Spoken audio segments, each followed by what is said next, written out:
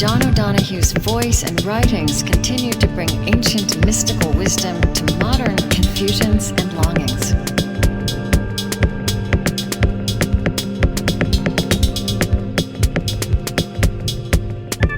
Anamkara was published in 1997, and it became an international bestseller. John O'Donohue's final work was To Bless the Space Between Us, published posthumously.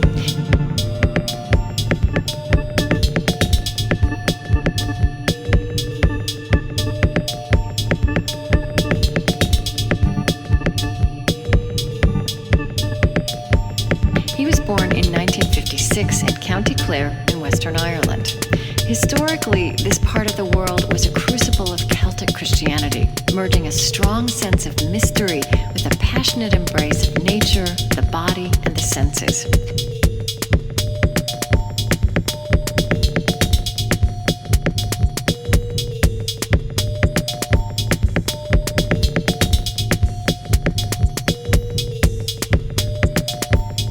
The divine is understood as manifest everywhere in everything. John O'Donohue entered seminary at a young age and was a Catholic priest for 19 years. But in the 1980s, he went to Germany to study the philosophy of Hegel.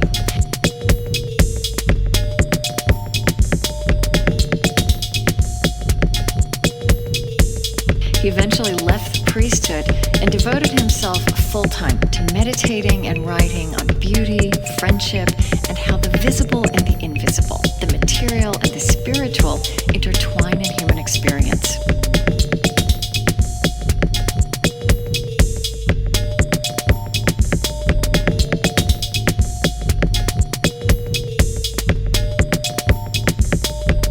Tell me a little bit more about where you come from and what formed you, what began to form you to come to this spiritual perspective and philosophical and poetic perspective that you have now.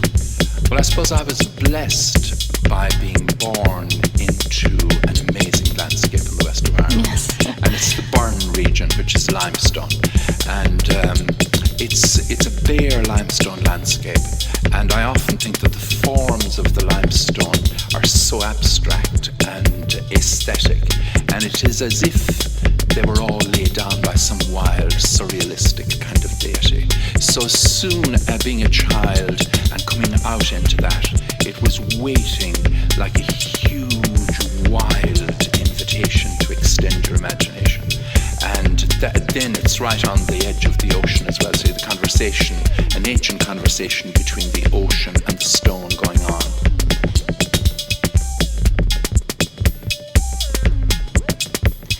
I know that landscape is a really pivotal word for you that you use, not just in describing the natural world, but an important word in talking about how human beings know themselves and move through the world. I haven't been to precisely the place you're from, but I think the west coast of Scotland, the west coast of Ireland, it is this completely unusual, this wild, raw, bleak beauty. But talk to me about how you have come to understand landscape as something that forms each of us. Well, I think it makes a huge difference when you wake in the morning and come out of your house. Whether you believe you're walking into dead geographical location, which is used to get to a destination, or whether you're emerging out into a landscape that is just as much, if not more, alive as you, but in a totally different form.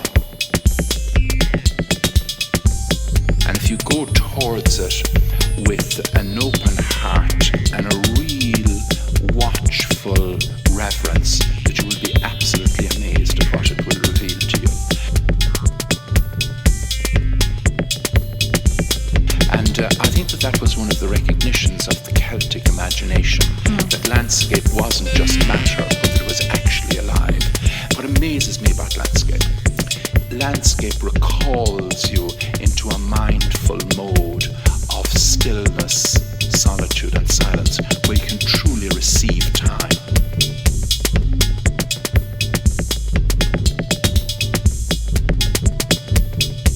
Are you just talking, though, about landscape as the natural world around us? I'll tell you, I remember a summer I spent a few years after I had first gone to this beautiful, raw, wild edge of Scotland.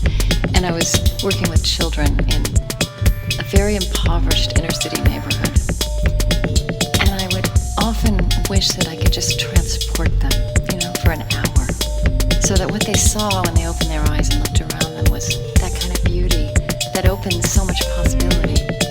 So I wonder how this Celtic sensibility would also speak to people who don't have that kind of beauty at hand, that kind of beauty. Yeah, I do agree with you that an awful lot of urban planning, particularly in poor areas, has doubly impoverished the poor by the ugliness which surrounds them. And it's understandable that it's so difficult to reach and sustain gentleness there. And I do think, like a friend of mine just in the last week who was absolutely exhausted in London, just came away down to southern England and spent the week by the slow ocean, and she's totally recovered. But I do think, though, that it's not just a matter of the outer presence of the landscape. I mean, the dawn goes up and the twilight comes even in the most roughest inner city place. And I think that connecting to the elemental can be a way of coming into rhythm with the universe. And I do think that there is a way in which the outer presence, even through memory or imagination, can be brought inward as a sustaining thing.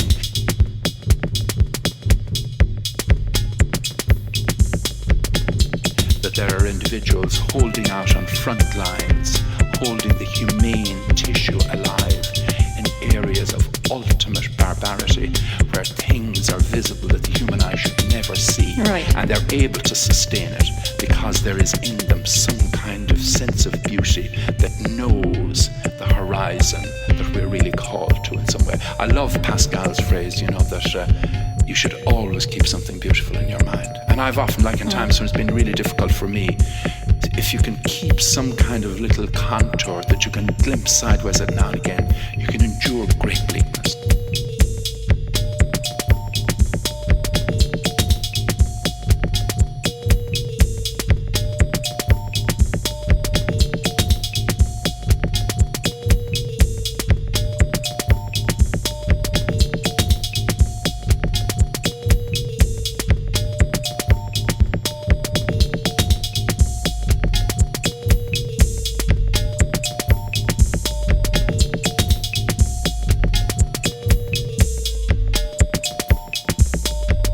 Strange to be here. The mystery never leaves you. Talk to me about that as a way of thinking about what it means to be human and how you come to that and what you mean when you write those words. I mean, when you think about language and you think about consciousness, it's just incredible to think that we can make any sounds that can reach over across to each other at all.